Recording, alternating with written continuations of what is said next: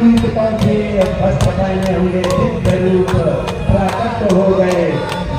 आप सब कि हम सब लोग पापिया हैं।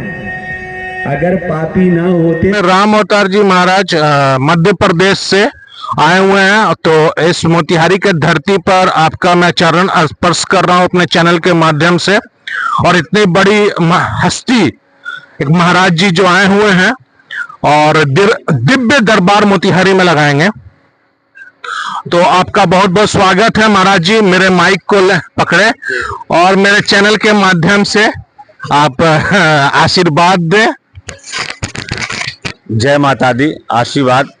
मोतिहारी में ऐसा ये प्रोग्राम रखा गया है हमारे सब सनातनियों के लिए जो परेशान हैं, और धर्म सूत्रा धाम के माध्यम से हमारा उद्देश्य है, प्रेरणा है, हम लेकर चल रहे हैं कि जो लोग जहां भी हैं, जिस परेशानी में जूझ रहे हैं या परेशान हैं, उनके लिए रास्ता नहीं दिख रहा। जैसे भगवती कृपा नवरात्र का प्रारंभ चल रहा, तीसरा दिन है आज, तो कहीं ना कहीं भगवती की कृपा सबके ऊपर आशीर्वाद तो हो रहा है, लेकिन उसके साथ साथ सत्संग के माध्यम से या किसी के आशीर्वाद से गुरुजन के द्वारा हमारा ऐसा प्रयास है कि मोतिहारी में जहां लोग सतोगुणी आदमी रहते हैं, यहाँ पर अपनी अपनी साधना करते हैं, उनको जीवन में भटकाव चल रहा है। उस भटकाव दूर करने के लिए धर्म सूत्रा धाम के माध्यम से हम यहाँ पर आए हैं। आज ही आए सुबह, और अभी हम इस प्रेरणा के साथ जुड़कर धर्म सूत्रा के माध्यम से हम लोगों के लिए, सनातन के लिए सेवा करेंगे। माता रानी का आशीर्वाद सभी के ऊपर होता है, लेकिन विशेष जो डायरेक्शन, विशेष जो आपको क्या करना है, क्या नहीं करना है, क्या आपके जीवन में चल रहा, ये सब हम आपको बताएंगे। आप यहाँ पर नरसिंह बाबा मंदिर प्रांगण में आप पधारें। सारे जो भी अपने मोतिहारी के आसपास रहते, दूर रहते हैं, सभी भक्तों के हम निमंत्रण देते हैं, आप आइए, पधारिए। कोई समस्या आपकी है जीवन में, आप परेशान हैं, उसको निःशुल्क रूप से आपको समाधान किया जाएगा और बताया जाएगा कि आपको अपने भविष्य में जो विद्यार्थी हैं उनको कैसे अध्ययन करके कैसे पास होना है, जो बुजुर्ग लोग हैं, उनको कोई बीमार हैं, परेशान हैं, ग्रसित हैं, उनको ठीक कैसे करना है। इन सारी प्रक्रियाओं के साथ साथ यहाँ पर हमने सेवा का भाव रखा है, और धर्म सूत्रा धाम के माध्यम से हम जो है नोएडा से चलकर यहाँ पर आए हैं। वैसे हमारा जन्म जो है जन्मभूमि मध्य प्रदेश छतरपुर में है, उससे जो है हमने साधना की, माता रानी का आशीर्वाद प्राप्त किया। उस उद्देश्य से हम सभी के लिए कल्याण करने के लिए यहाँ पर उपस्थित हुए हैं। आप सभी लोग आए और आशीर्वाद प्राप्त करें। जय माता दी। मोतिहारी के समस्त जनमानस को ये सूचित किया जा रहा है कि हमारे शंकराचार्य ज्योति मठ के पीठाधीश श्री अभिमुक्तेश्वरानंद सरस्वती जी महाराज, जो कि बिहार भ्रमण पे हैं, और उनका उद्देश्य गौ हत्या पर पूर्ण विराम लगाना है, और इस ध्येय के साथ वह पूरे बिहार में अलग अलग जगहों पे यात्रा कर रहे हैं, और उन्हीं में उनका एक पड़ाव हमारा शहर मोतिहारी भी है। वह यहाँ पर 3 तारीख को आएंगे। 3 तारीख के दोपहर को कचहरी से लेकर गांधी चौक तक उनकी पदयात्रा होगी, और उसके अगले दिन 4 तारीख की सुबह को उनका कार्यक्रम होगा। एक यहाँ हमारे नरसिंह बाबा मठ के इस प्रांगण में वो सभा को एकत्रित करेंगे, संबोधित करेंगे, और वहाँ पर हम सबसे संकल्प लिया जाएगा कि हम अपना मतदान गौ रक्षा के हेतु ही करें। जो पार्टियां गौ रक्षा के कार्य में काम न करेंगी, हम उन्हें अपना वोट ना करें। इस ध्येय के साथ महाराज जी यहाँ आ रहे हैं, और सबसे ये अपील है कि आप यहाँ आइए और महाराज का आशीर्वाद पाइए, और इस बड़ी मुहिम में अपनी भागीदारी निभाइए। जय माता दी। देखिए, नरसिंह बाबा के प्रांगण में महाचंडी यज्ञ का आयोजन हो चुका है।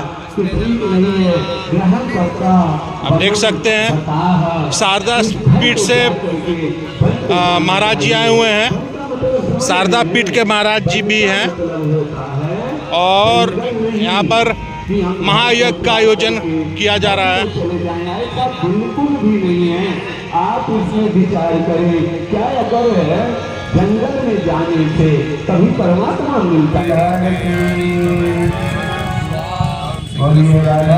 स्वाहा।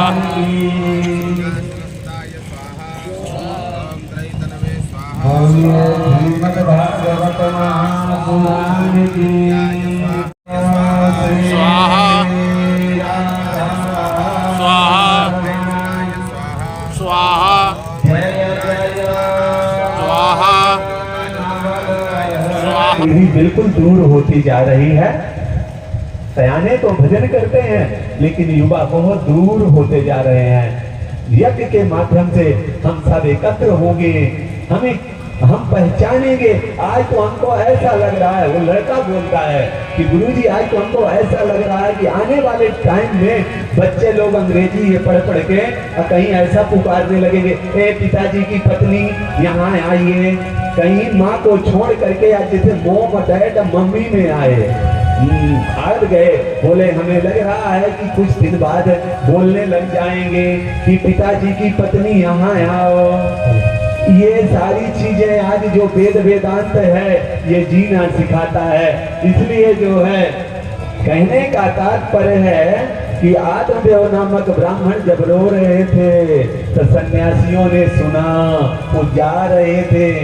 सन्यासी संत समदर्शी होता है, उसमें कोई लालच मोह नहीं होता है। हम तो बोलेंगे कि भगवान पैंट शर्ट धोती और कुर्ता और पीले से नहीं मिलते हैं। भगवान का उत्तम पवित्र भाव हो, सुयस जैसा लड़का क्या जरूरत थी यहाँ आकर के करने की, लेकिन आया। पूर्व जन्म का कोई रिश्ता यहाँ से रहा होगा, पूर्व जन्म का इस मिट्टी से उसका लगाव रहा होगा। कहाँ तिरुपति, कहाँ मोतिहारी, यानी क्या संयोग है। इसलिए जैसे आत्मदेव नामक ब्राह्मण को रोते हुए सन्यासियों ने तो आकर के पूछा, क्या कहते हैं, कथम रोदसी विप्रत्वम, कथम रोदसी, क्यों रो रहे हो, कथम रोदसी विप्रत्वम, काते चिंतावलीयसी। रे ब्राह्मण देवता तुम क्यों रो रहे हो, तुम अपने चिंता रोने का कारण बताओ, क्या हुआ है।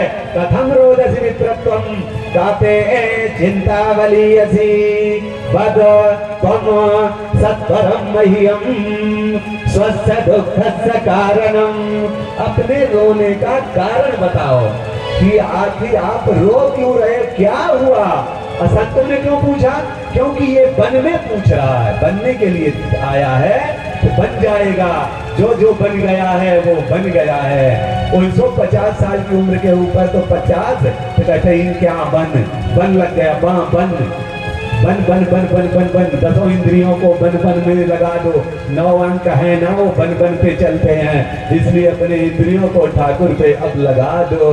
यही है यथार्थ जीवन में। तो जैसे सरकार वो रोने लग गए, पूछते हैं तो सन्यासी लोग सोचे कि वन में जब आए हैं तो ये मात्र आए होंगे तो भक्ति पूछेंगे कि परमात्मा को प्राप्ति का मार्ग पूछेंगे।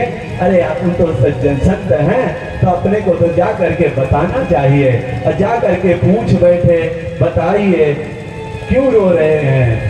तब वो प्रणाम किए, प्रणाम करके बोले कि पूर्व पापेन, इस जन्म का नहीं है, कब का जन्म है, पूर्व जन्म। अच्छा एक बात तो और समझें, आपको लगता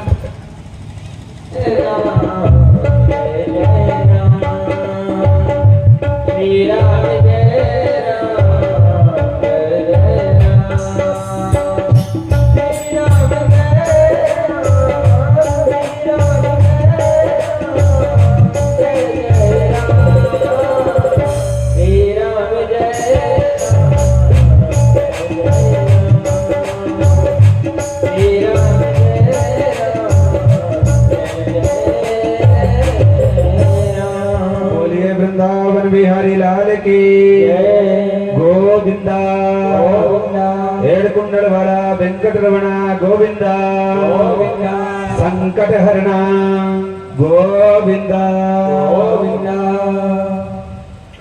आत्मदेव नामक ब्राह्मण ने अपनी ग्लानि बताई, महाराज हमारे कोई संतान नहीं है। अरे राम राम राम राम राम राम, संतान के लिए तुम यहाँ रो रहे हो। अरे ये संतान के लिए मत। अरे महाराज संतान भर नहीं, गाय है वो भी बच्चा नहीं। हम यहाँ तक पितरों को जल भी देते हैं तो हमें नहीं लगता कि हमारे पितृ स्वीकार करते हैं। सन्यासियों ने कहा मुंचा ज्ञानम प्रजारूपम बलिष्ठा कर्मणो गति। यानी ये समझे हम आप सब कि हम सब लोग पापिया हैं। अगर पापी ना होते तो जन्म नहीं होता, मोक्ष हो गया होता। तो जब सजा हुई है, कोई अभी 70 साल के, कोई 80 साल के, कोई 50 साल के, अपन लोग इतनी सजा काट चुके हैं। और ये सजा ही है, यातना ही है ठाकुर की। अगर हम पुण्यात्मा हैं, शरीर पूरा होगा तो अगर परमात्मा को प्राप्त हो गए तो फिर इस भवाटवी में नहीं आना पड़ेगा।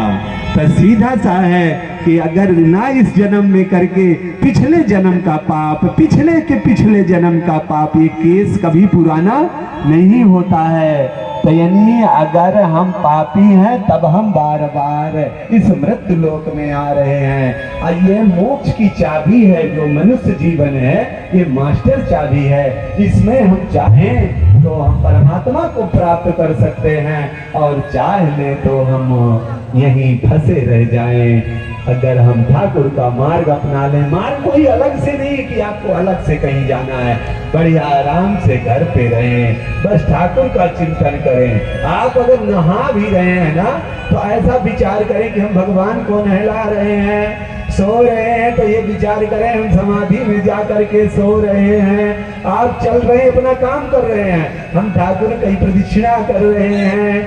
बस इतना इतना आप अगर चेंज कर लेना तो हम तो कुछ कर ही नहीं रहे हैं। करने वाला वो, करवाने वाला वो, सारी चीजें उसकी, मेरा तो कुछ है ही नहीं है।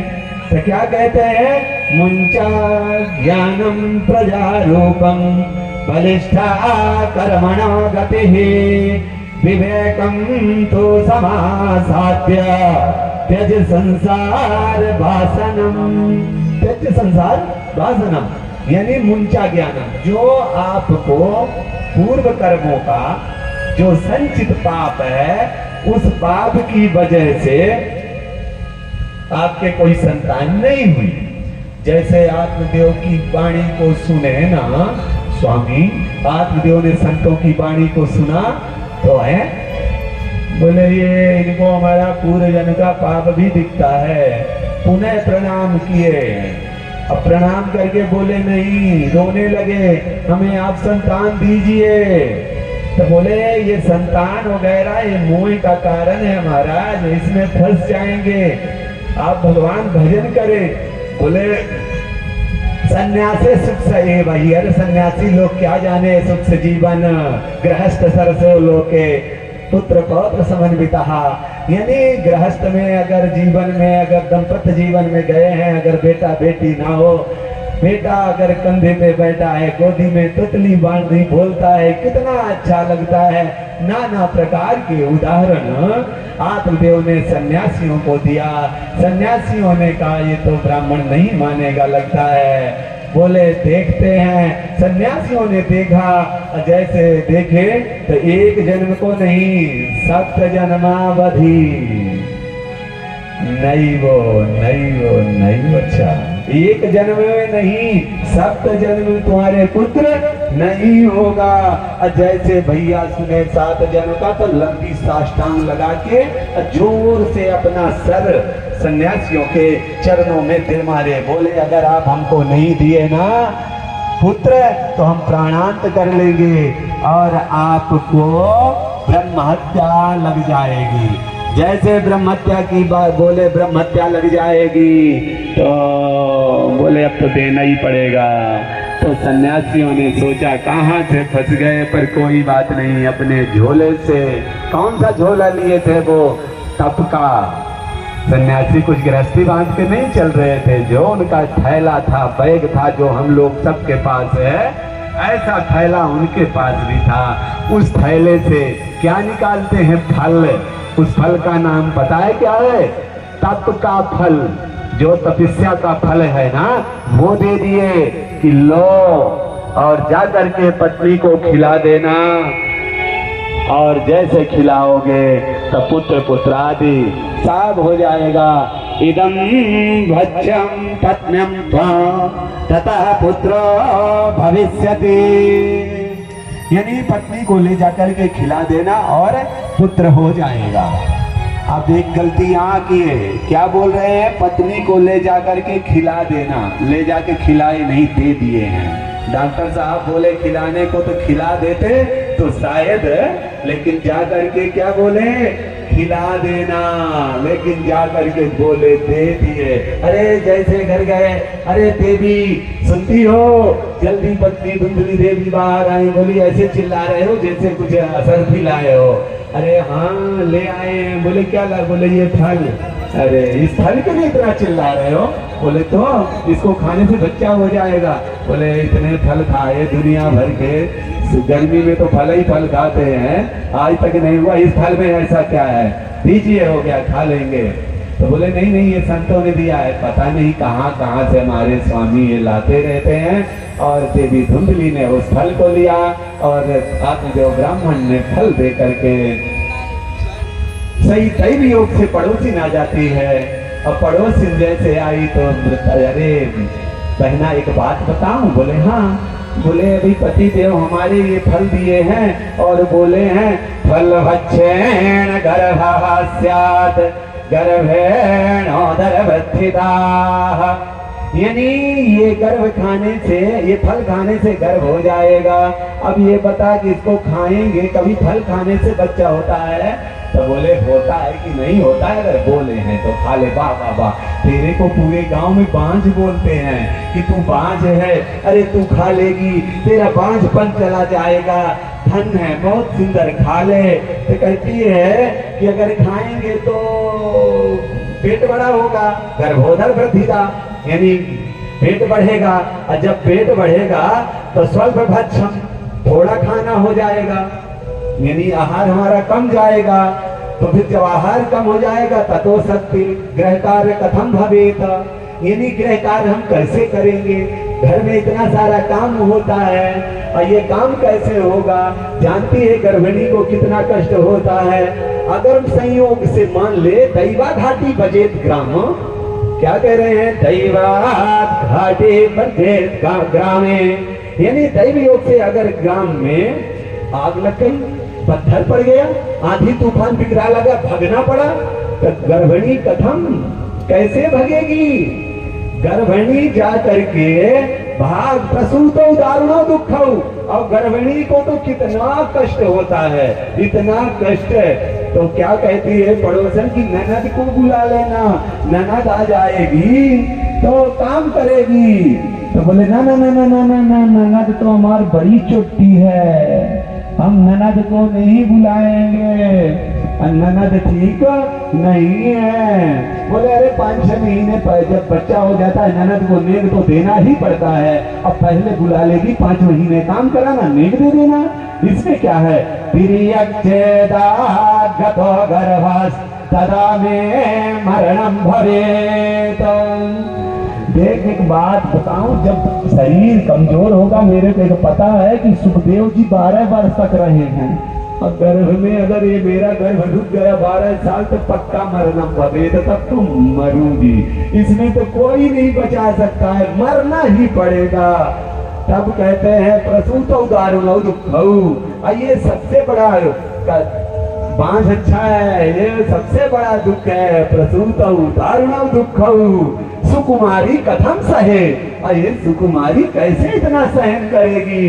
बहना ये मेरे से नहीं होगा, मंदा मई सर्वस्वम, और गृह कार्य जो है तो ननद लोगों के उसमें नहीं सुमिरना है। लालने पालने दुखम, लालन पालन में भी कितना कष्ट होता है, ये धुंधली कह रही है कि लालने पालने दुखम प्रसूता या च वर्तते, प्रसूता लालन पालन करने में कितनी दिक्कत होगी। बंध्या चा विधवा नारी सुखनी चेति में मती, बंध्या अच्छी सुखी अच्छी है, ये सब प्रपंच में नहीं पड़ना है। हो गया नाना प्रकार के कुतर्क करी लेकिन फल नहीं खाई। दैव योग से अगले दिन भगनी आ गई, उसकी छोटी बहन आ गई, छोटी बहन के 9 संतान पहले से थी और एक होने वाली थी, मतलब गर्भवती थी। अपनी बहन को पूरा वृतांत बताई जैसे बहन को बताई, बहन को ऑलरेडी 9 पुत्र थे, सोचती थी इसके ना हो, मेरे एक पुत्र को गोद ले लेगी और पूरी प्रॉपर्टी हमें दे देगी, हम माला माल हो जाएंगे, इसके पास माल बहुत है, अपने पास माल नहीं है। तो बहन ने कहा एक बात बोलूं? तो बोले हाँ बोल, तू तो मेरी बहन है। सारा वृतांत बताने के बाद बहन ने कहा देख मैं गर्भवती हूँ, मेरे एक न एक दिन तो होगा, अपने स्वामी को बता दे कि मैं गर्भवती हूँ, फल असर कर रहा है, और पेट में कपड़े विपड़े बांध के थोड़ा बड़ा कर ले, और तब तक टाइम बीतेगा, जैसे मेरे बच्चा होगा मैं रात्रि के लाके तेरे को दे दूंगी। रही बात लालन पालन की, तो अपने स्वामी को बोल के कि नहीं हमारी बहन ही रहेगी। तो कलयुग में तो ऐसे भी लोग साली को ही मेन मानते हैं, साली जो बोले साला जो बोले वही सत्य है, तो बस मेरे को बुला लेना और मैं सेवा करूंगी, अपने बच्चे को बड़ा कर दूंगी, तेरे कोई दिक्कत नहीं, मेरे को थोड़ा धन दे देना। बोले बहुत सही, बहुत बहन हो तो तेरी जैसे, वाह वाह वाह वाह वाह। ऐसा करके देवी धुंधली ने समय बीता, आत्मदेव बड़ी खुशी से जो है तो बिताने लग गए कि अब हमारे भी बच्चा होगा। तमाम बढ़िया आनंद से चलने लग गया, समय बीता और सुंदर से एक पुत्र की प्राप्ति हुई। जैसे पुत्र हुआ तो आत्मदेव ने खूब नगर यज्ञ करे, खूब ब्राह्मणों को बुलाए, खूब दान धर्म किए, और समय बीता 2-3 महीने और निकले। तो बीतने के बाद गाय के भी सुंदर, क्योंकि उस फल को गाय को खिला दिए कि भैया ये फल का भी पता चल जाएगा, गाय को खिला दो। तो जैसे गाय को खिलाए, सुंदर सा पुत्र पैदा गाय के भी हुआ, लेकिन उसके जो कान थे तो गाय के कान की तरह थे, इसलिए नाम पड़ा गोकर्ण। अब जब नामकरण की बारी आई, दोनों बालकों का नाम एक साथ ही किए, तो जब नामकरण बैठे तो देवी धुंधली ने पता है क्या कहा?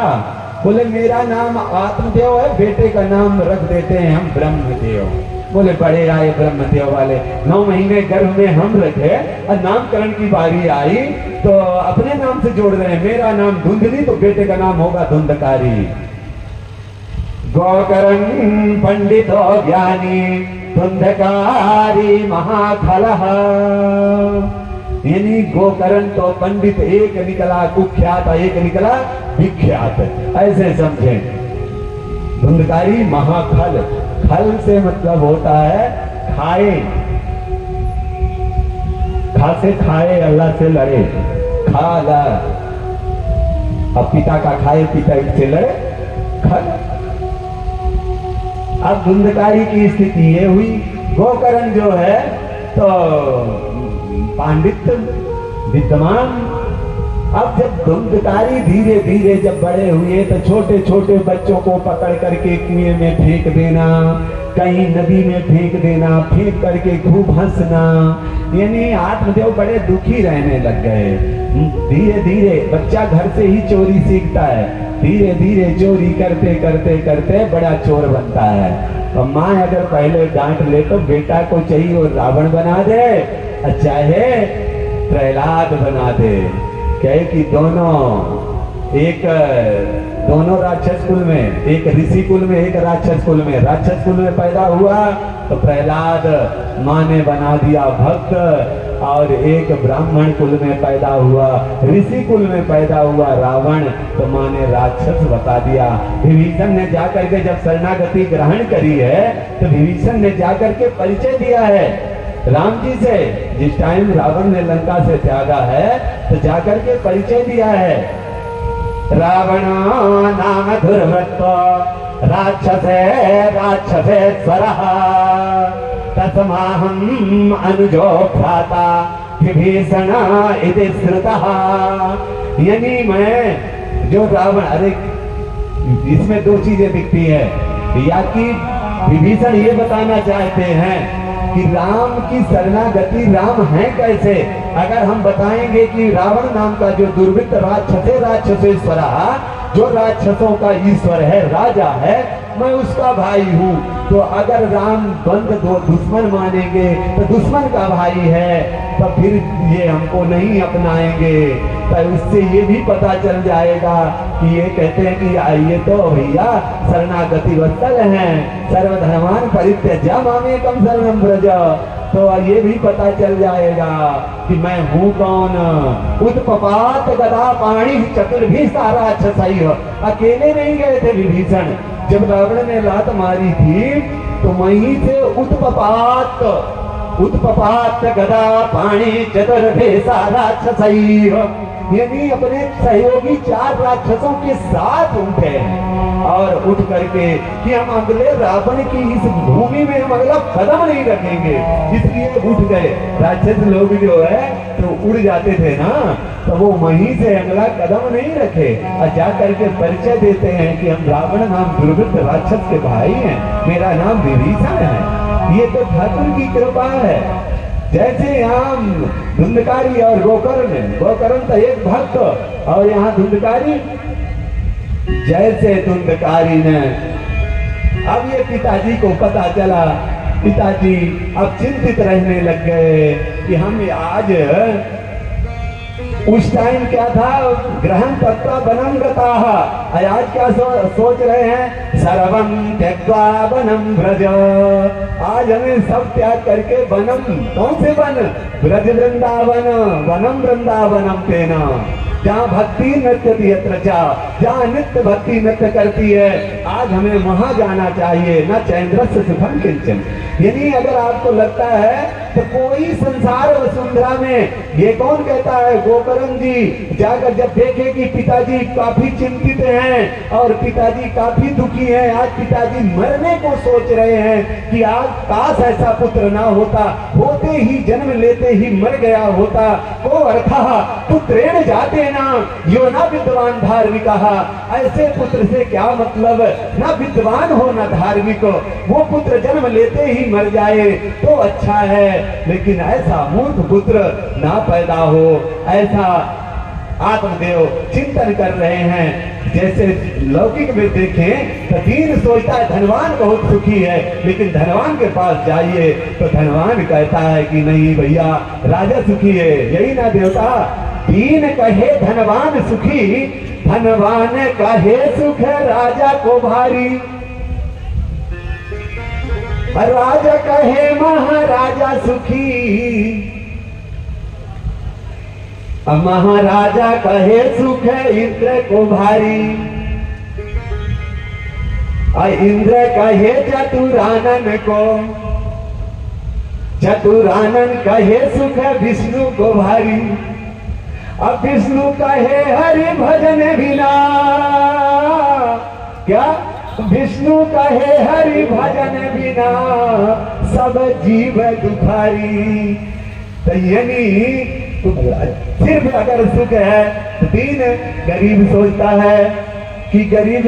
है कि भैया राजा सुखी है, राजा के पास पूछे भैया तुम्हें किस बात का दुख है, अरे महाराजा कहीं बदल ना दे, सीएम को चिंता है पीएम कहीं सीएम ना चेंज कर दे। यही ना होता है, कहीं जिला एक वार्ड पार्षद को लगता है कि कहीं विधायक हमारे खिलाफ हमें न बदलवा दे, एक विधायक को लगता है कहीं ये न हो जाए विपक्ष वाले न कर दे, कोई सुखी नहीं है ऐसा समझे संसारिक दृष्टि से। सीएम को लगा है कहीं पीएम हम दूसरा सीएम न कर दे। तो दीन कहे धनवान सुखी, धनवान कहे सुख राजा को भारी, राजा सुखी है, राजा कब कहता नहीं महाराजा सुखी है, नित्य टैक्स मांगता है और उस टैक्स के चक्कर में कब क्या मांग ले नहीं पता। अब महाराजा कहे, जब महाराजा के पास गए भाई तुम सुखी, बोले नहीं, बोले तो अरे महाराजा कहे सुख इंद्र को भारी, तो बोले इंद्र, अरे कहीं महाराजा बदल न दे, इंद्र दूसरा राजा न बना दे, हमको तो इस बात का डर है। जब इंद्र के पास गए तो इंद्र कहता है, क्या कह रहे हैं, हमें चिंता है इंद्र एक आसन है, इंद्रासन जो है तो कहीं दूसरा इंद्र ना कोई तप करके आ जाए, 100 अश्वमेध यज्ञ करे तो उसको इंद्रासन प्राप्त हो जाता है, तो हमको तो यही डर लगा रहता है कोई यज्ञ तो कहीं मृत्यु लोग में नहीं कर रहा है, हमको तो इस बात का कष्ट है। इंद्र कहे तो कहीं सुखी कौन है, कहीं चतुरानन को। तो जब चतुरानन ब्रह्मा के पास गए और जब ब्रह्मा से जाकर के पूछे आप सुखी हो, बोले क्या सुखी हैं, बोले क्यों, बोले हमको तो इस बात का दुख है कि स्वामी जब हम पैदा हुए, हमारा जब प्राकट्य हुआ तो एक कमल के ऊपर हम बैठे थे, हमने मुंडी घुमाई चारों तरफ तो चार मुंह अलग से हो गए कि भैया हमने देखा कि हमें बनाने वाला कौन है, किधर है, तो पता नहीं। तो नीचे तरफ देखे तो भैया कमल में हम बैठे थे।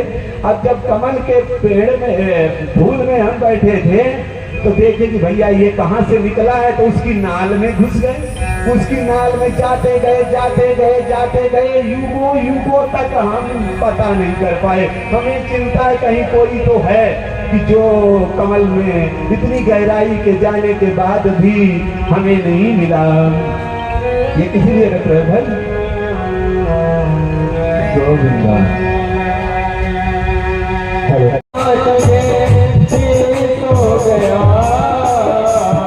उठे परदेसी तेरा वक्त हो गया, उठे परदेसी तेरा वक्त हो गया।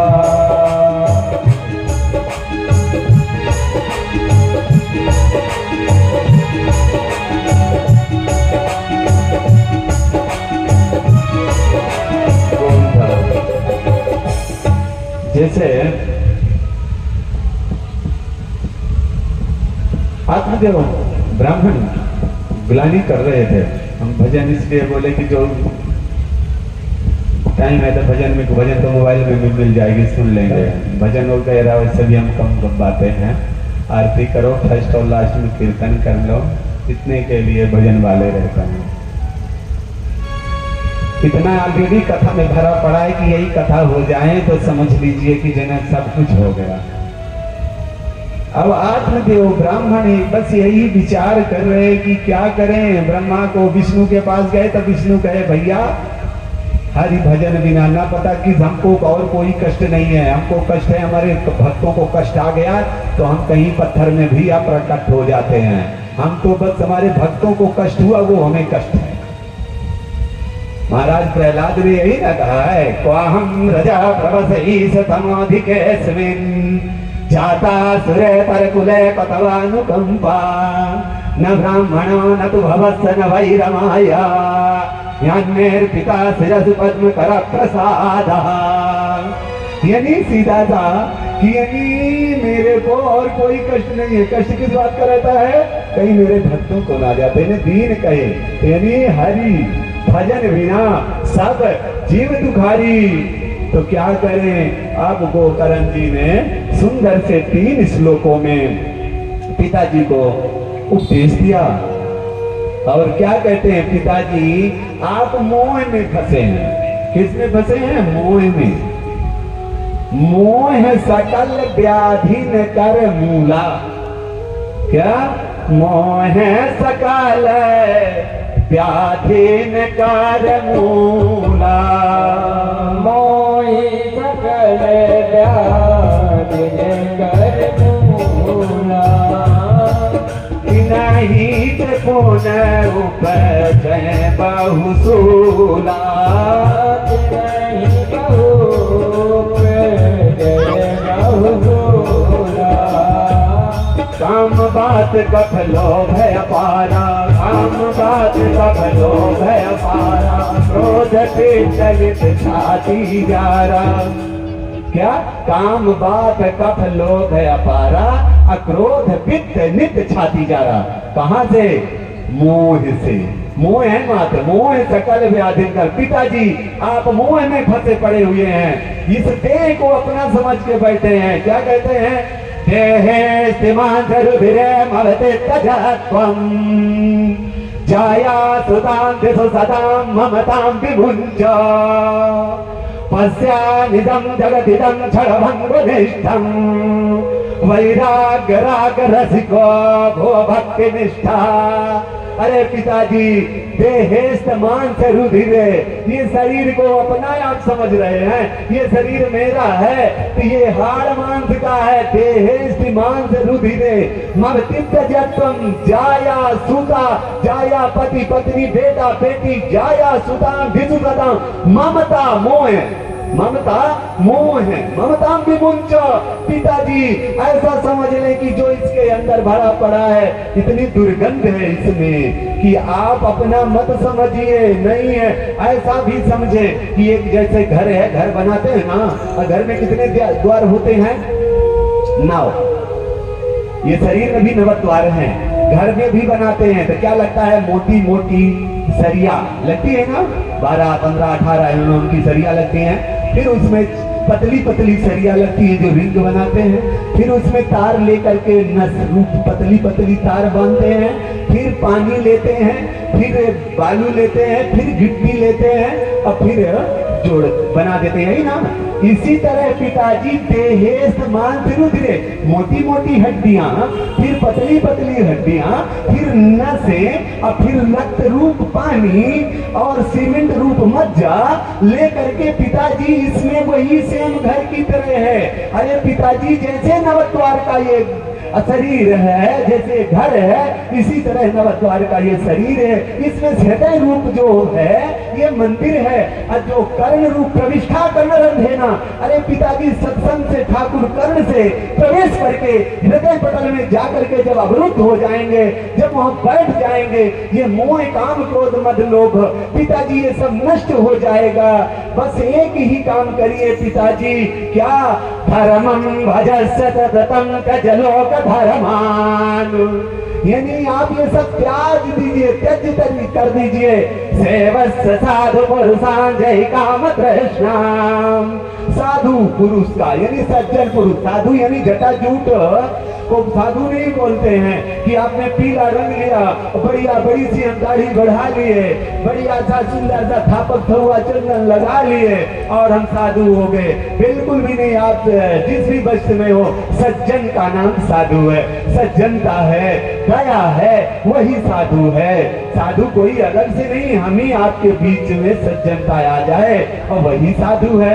ऐसा समझे जो बच्चा सुयश वर्मा आप सबके सहयोग से इस यज्ञ को यहाँ तक किया, तो उसमें साधु तो देखना बनता है कि सज्जन है, क्या बेनिफिट है। यानी एक साधुता इसी में देखी जाती है, साधुता कोई अलग से नहीं है। अन्यस्य दोष गुण चिंतन मास भक्त्वा। आज तो हम लोग क्या करते हैं, दूसरों में दोष ही दोष देखते हैं। दंभं निंदित परान्नो भाषते निष्ठुरम प्रोक्तम केनचिद प्रियं च सहते क्रोधं च न लंबते।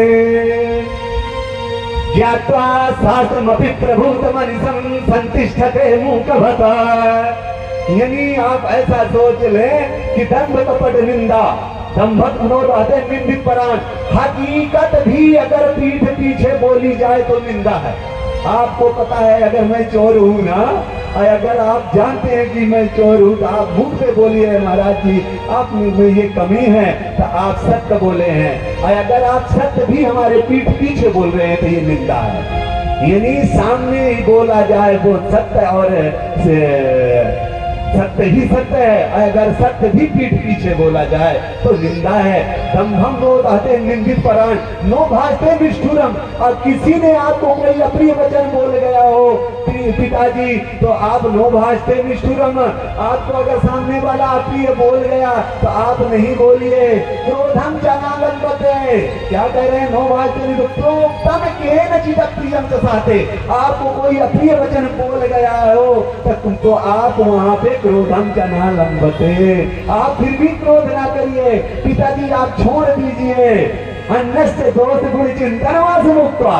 यदि किसी में दोष गुण बस देखिए, सब में ठाकुर देखिए। सिय राम में सब जाग जानी, अकरा हूँ प्रणाम, जोर जोग पानी।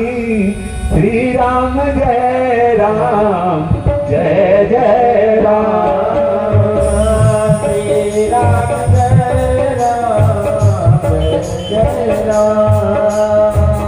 श्री राम जय राम। ये माइक में चालू कर देता हूं।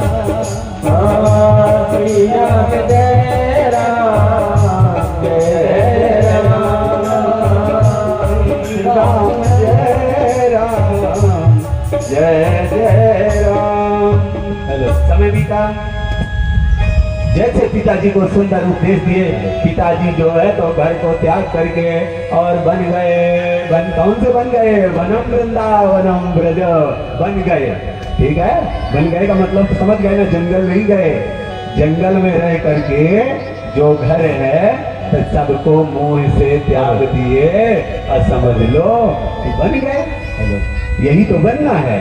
तो पिताजी वृंदावन गए, 60 वर्ष की अवस्था में भागवत का पाठ करते करते ठाकुर को प्राप्त हो गए। अब पिताजी जैसे गए तो भैया देवी धुंधली को पता है क्या लगा, अब अधुंधकारी बढ़िया फ्रीडम हो गए, अब बाप नहीं तो डर नहीं। पिता को तो थोड़ा बहुत डरते। अब भैया धुंधकारी माता जी के पास गए, गोविंदा माता जी के पास जा करके माता जी को एक जो पिताजी ने भी दौलत रखी है, आप जो छुपा के रखी थे वो जल्दी, वो तमाम जुआ इत्यादि खेलते थे, नाना प्रकार के दुर्गुणकारी में थे। पिता माँ को एक दिन मारे और माँ को मारने के बाद माता ने सोचा ठीक नहीं, तो माता जी रात्रि के जो है तो घर को त्याग करके अंधकूप में जा करके अपना प्राणांत कर लिया। अंधकूप समझते हैं? जो वन में जंगल में जो कुआं होते हैं वहां कोई पानी भरने नहीं जाता, चारों तरफ से घास उग जाती है और वहां गिर जाए उस कुएं में तो कोई सुनने वाला नहीं है, ऐसी कुएं में जाकर के अंधकूप बोलते हैं। उस अंधकूप में जाकर के प्राणांत कर ली और प्राणांत हो गया। अब बचे गोकर्ण जी। गोकर्ण जी बोले ठीक नहीं है, आप तो सज्जन लोग हैं, अब क्योंकि बड़े भाई तो लगते ही हैं रिश्ते में, तो भैया यहाँ से चले जाना चाहिए। गोकर्ण जी भी तीर्थ यात्रा का बहाना करके और चले गए। आज जब गोकर्ण जी भी गए ना, तो कहाँ गए गोकर्ण जी? तीर्थ यात्रा करने। तीर्थ यात्रा करते करते करते करते बहुत दिन बीत गए, गया इत्यादि करते हुए आए जब अपने महल में स्वामी, और जब महल में प्रवेश किए तो रात्रि हो गई थी, गांव के लोग नहीं देखे। अब जब रात्रि गए, अब यहाँ धुंधकारी ने क्या किया कि 5 वैश्याओं को रख लिया। 5 वैश्याएं समझते हैं हम सबके जीवन में हैं 5 वैश्याएं। प्रैक्टिकल चाहिए 5 औरत ला के रख लें, अगर प्रैक्टिकल नहीं रखे हैं तो अप्रत्यक्ष वेदांत में देखा जाए तो श्रोत्रम, सबसे पहले आप लोग किसी की बात सुन लेते हैं और जब सुन लिए आहा कितना सुरीला बोलती है, श्रोतम कान से सुना, फिर क्या श्रोतम चक्षु, तब हम जब सुने तो देखने की इच्छा होती है कि देखूं, तो अपनी आंखों से देखा, अरे ये तो वाकई बहुत सुंदर है, बोलती भी सुंदर है और ये दिखती भी सुंदर है। श्रोत्रम चक्षु, तब फिर लगता है स्पर्श करूं, जितना बोलती है और जितनी दिखती है क्या इतनी कोमल भी है, तो स्पर्श करते हैं। श्रोत्रम चक्षु स्पर्श, बहुत कोमल। श्रोत्रम चक्षु स्पर्शनम चा रसनम, जब वो बोलती है ना तो एकदम रसन स्वाद, घ्राण उस चलती है तो सुगंध निकलती है। इन्हीं में नहीं अपन बसीभूत होते हैं, ऐसे वो प्रत्यक्ष 5 को ला करके धुंधकारी ने प्रत्यक्ष रूप में 5 वैश्याओं को रख लिया।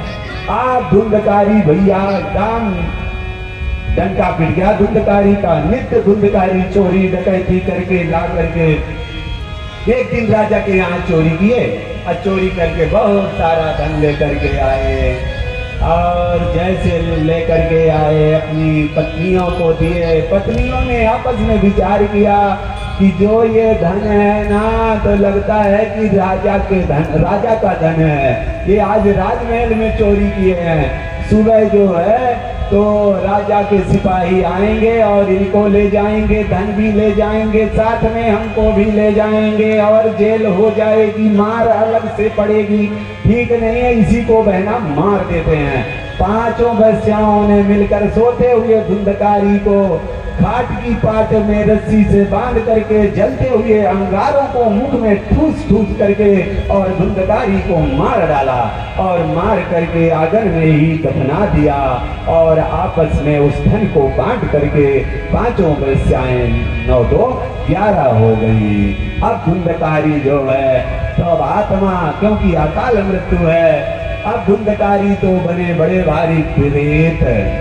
अब आत्मदेव जैसे गोकर्ण जी जैसे रात्रि के आए ना, तो आने के बाद सो गए। अब सो गए तो प्रेत है, अब प्रेत है तो हू हा करे। अब गोकर्ण जी ने सोचा कि भैया ये कौन है, आवाज ये कौन हो भाई, अब कैसे बोले।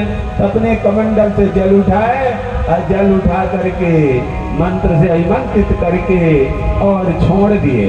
और जैसे छोड़े तो पता है क्या बोलता है धुंधकारी, अहम भ्राता तदीयोऽस्मि धुंधकारेति नामतः स्वकीये नैव दोषेण ब्रह्मत्वं नास्ति मयः। हमारा ब्रह्मत्व जो है अपने हाथ से ही नष्ट हो गया है। अहम भ्राता तदीयोऽस्मि, मैं तुम्हारा ही भाई हूँ। धुंधकारी नामतः, मेरा नाम धुंधकारी है। स्वकीय नैव दोषेण, अपने ही किए हुए कर्मों से हमारा पुण्य जो है नष्ट हो गया है, मैं प्रेत बना हूँ। तो बोले मैं गया श्राद्ध करके आया हूँ। तो कहते हैं गया श्राद्ध सतैरपि मुक्तिर्मे न भविष्यति। अगर एक बार नहीं तू भैया 100 बार भी गया करके आएगा फिर भी मेरी मुक्ति नहीं होगी। अब जब बोले भैया ऐसा कैसे नहीं होगी, अब इसमें विचार करें धुंधकारी की मुक्ति पता है क्यों नहीं हुई गया श्राद्ध से। ऐसा नहीं है कि गया श्राद्ध में मुक्ति नहीं होती है, मुक्ति होती है, लेकिन धुंधकारी दूसरे गोत्र का है और उस गोत्र का तो गोकर्ण जी ने पिंडदान ही नहीं किया। गोकर्ण तो अपने भाई का समझ के कर रहे थे ना, और वो साली का बेटा है। तो कहते हैं एक बार नहीं तुम 100 बार भी अगर गए तब भी मेरी मुक्ति नहीं होगी। ऐसा नहीं कि गया में पावर नहीं है। तो कहते हैं गया श्राद्ध सतैरपि, वो भी बेचारा नहीं जानता मैं बेटा किसका हूँ। वहां के लिए कहते हैं कि भागवत महापुराण जिनका कोई नामी नहीं अनामी है, कोई माई बाप का पता नहीं है, उसको भी मोक्ष प्रदान करने वाली है। ये कथा वो कथा है। तो क्या कह रहे हैं, गया श्राद्ध सतैरपि मुक्तिर्मे न भविष्यति। अब गोकर्ण जी को बड़ी चिंता हुई, सुबेरा हुआ, संध्या किए, सूर्य अर्घ्य दिए, सूर्य भगवान से याचना करी, आकाशवाणी हुई। श्रीमद्भागवतान मुक्ति सप्ताहम वाचनम कुरु। यानी श्रीमद् भागवत सप्ताह करो तब इसकी मुक्ति होगी। जब ये आकाशवाणी गोकर्ण जी सुने तो बोले ठीक है अब तो करना ही पड़ेगा। और गोकर्ण जी ने सुंदर सा अनुष्ठान जैसे यहाँ चल रहा इसी तरह आषाढ़ महीने में 7 दिन तक, अब आप उन लोग 1 घंटा 2 घंटा सुनते हैं, 40 बार आसन बदलते हैं और कुर्सियों में बैठे, सोफा में बैठे, सारी व्यवस्थाएं हैं, लेकिन गोकर्ण धुंधकारी बांस, एक खोखल पोल था बांस में, समझ अच्छा हमारी भाषा समझ में आ रही ना। तो उस पोल में जाकर के परमात्मा को पाने के लिए, अब वो पोल भी ना रोज जैसे एक दिन कथा हो तो ग्रंथि फट जाए, ये निकल जाए, लेकिन वो और होशियार वो नीचे वाले में घुस जाते थे कि भैया जैसे फटे तो हवा है, अगर कहीं पोल नहीं मिलता तो उड़ जाती है हवा। तो कहाँ बैठे, तो एक पोल जो बांस होता है उस बांस में सप्तग्रंथि का बांस है। और 7 दिन बाद जब दिव्यरूप धरो जाता तुलसी काम मंडितः, 7वें दिन जो है दिव्यरूप एकदम पीतांबरधारी, पीठवासा घनश्यामा, मुकुटे कुंडलान्वितः, यदि काम पीठ पर से वस्त्र पहने हुए दिव्यरूप प्रकट हो गए। नाम भ्रातरम सत्रो गोकर्ण, अपने भाई को भी नमस्कार किए और क्या कहते हैं, धन्यं भागवती वार्ता प्रेत प्रिया विनाशिनी। धन्य भागवती के बेकार, धन्य राष्ट्र की कथा, धन्य भाई धन्य भागवत कथा, प्रेत प्रिया विनाशिनी, संपत से सर्व पापानि। जहाँ जहाँ भागवत कथा होती है वहाँ जहाँ तक आवाज जाती वहाँ तक के पाप नहीं लगते हैं, भागने लगते हैं।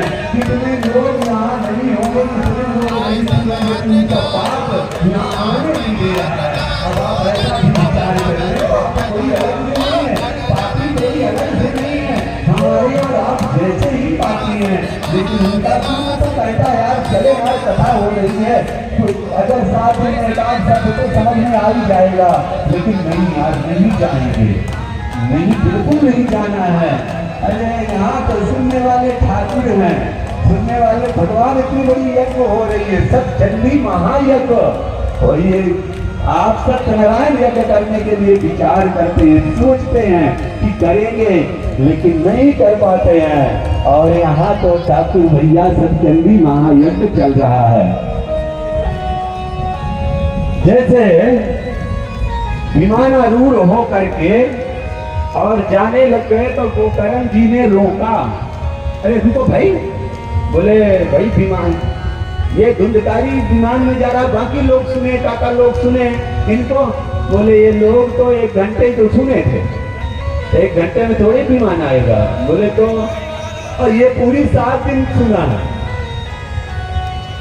इसलिए विमान आया है। सब लोग उदास हो गए, बोले उदास मत होइए, पुनः करेंगे, इस बार सब लोग विधि से सुनना और सबको विमान आएगा। जैसे भगवान राम सब अयोध्या वासियों को साकेत लेकर के चले गए हैं, श्रावण महीने में पुनः गोकर्ण जी ने किया, अयोध्या वासिना पूर्वम यथा रावेण संगतः, जैसे पूरे अयोध्या वासियों का राम जी लेकर के चले गए थे, तथा कृष्णेन ते मीता गोलोकम योगी दुर्लभम, गोलोक लेकर के सबको गोकर्ण जी सभी को लेकर के श्रावण महीने में सबको विमान आया, सब परमात्मा को प्राप्त हो गए। तब तुम्हारा सौनक आदि मुनियों ने पूछा, महाराज इसमें खर्च कितना लगता है, और कुछ तो बोले इसमें खर्च कितना लगता है, तो कहते हैं विवाहे या संवित्तम, कितना बेटी के विवाह में लगता है उतना, तो बेटी बड़ा वाला भी विवाह करता है और छोटे वाले भी विवाह करते हैं, दोनों के लिए कथा। कोई जरूरी नहीं है कि भगवान बड़े वाले जो हैं तो उनके यहाँ पानी भरते होंगे, ऐसा भी नहीं है, ये तो क्षणभंगुर है, वक्त है गुजर जाएगा, ये एक टाइम किसी का नहीं बराबर चलता है, ये वो वक्त है, जब मिले तो खूब दान कर लो, जब मिले खूब सत्संग कर लो, कोई जरूरी नहीं है कि ये दांत हमेशा चना चबाने के ही काम आएंगे, एक दिन तो रोटी भी नहीं चबा पाएंगे, ऐसा होता है। लेकिन जब अवसर मिले और जब दांत चना चबाने लाएंगे चना चबाइए, और जब दलिया खाने लाए तो फिर हो ही जाएंगे।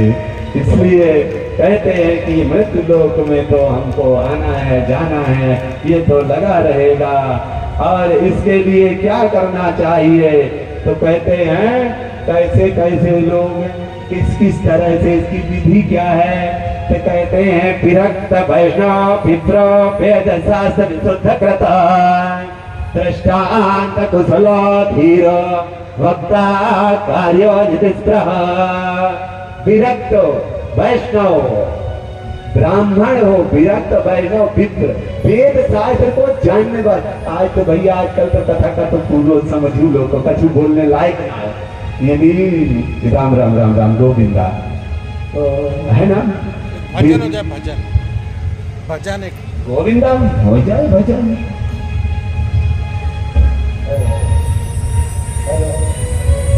अरे भैया दम भरो माइक में।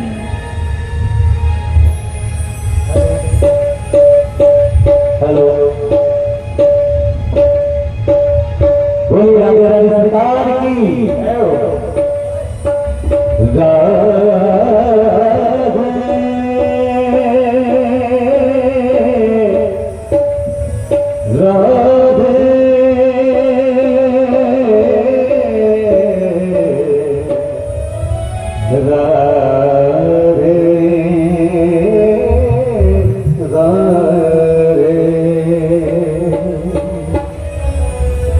मुझे और जगत से क्या लेना, क्या लेना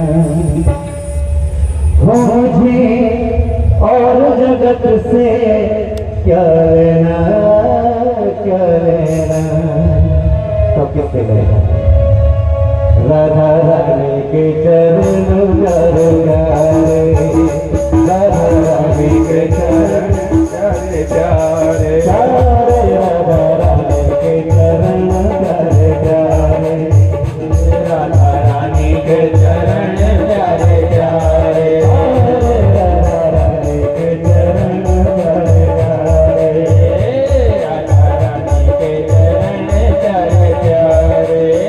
ओ मुझे और जगत से क्या लेना, क्या लेना, मुझे और जगत से क्या लेना, क्या लेना, राधा रानी के चरण प्यारे प्यारे, राधा रानी के चरण प्यारे प्यारे, राधा रानी के चरण प्यारे प्यारे, राधा रानी के चरण प्यारे प्यारे। ओ मेरे मन मत वाले तो राधा नाम सदा ले, मेरे मन मत वाले तो राधा नाम सदा ले, ओ मेरे मन मत वाले तो राधा नाम सदा ले, मेरे मन मत वाले तो राधा नाम सदा ले। तेरी पार करेंगी मैया चरणों से प्रीत लगा ले, तेरी पार करेंगी मैया चरणों से प्रीत लगा ले, तेरी पार करेंगी मैया चरणों से प्रीत लगा ले, तेरी पार करेंगी मैया चरणों से प्रीत लगा ले। कतले राधे राधे नाम तेरे पूरे होगे नाम, कतले राधे राधे नाम तेरे पूर्ण होगे काम, क्योंकि इसमें तेरा कुछ लागेगा, लागेगा, राधा रानी के चरण प्यारे प्यारे, राधा रानी के चरण प्यारे प्यारे, राधा प्यारे के चरण प्यारे प्यारे, राधा रानी के चरण प्यारे प्यारे, राधा रानी के चरण प्यारे प्यारे, राधा रानी के चरण प्यारे प्यारे। मेरी राधा गोरी गोरी गोरे भगवान की जोड़ी, मेरी राधा गोरी गोरी गोरे भगवान की जोड़ी, मेरी राधा गोरी गोरी गोरे भगवान की जोड़ी, मेरी राधा गोरी गोरी गोरे भगवान की जोड़ी। तुझे रखेगी शरण में जाए को तेरी गोरी, तुझे रखेगी शरण में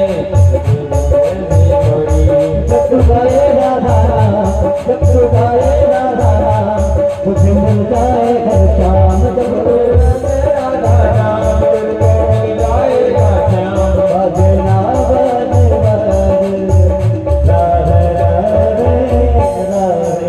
राधे राधे राधे राधे के चरण प्यारे प्यारे, राधा रानी के चरण प्यारे प्यारे, राधा रानी के चरण प्यारे प्यारे, श्यामा प्यारी के चरण प्यारे प्यारे,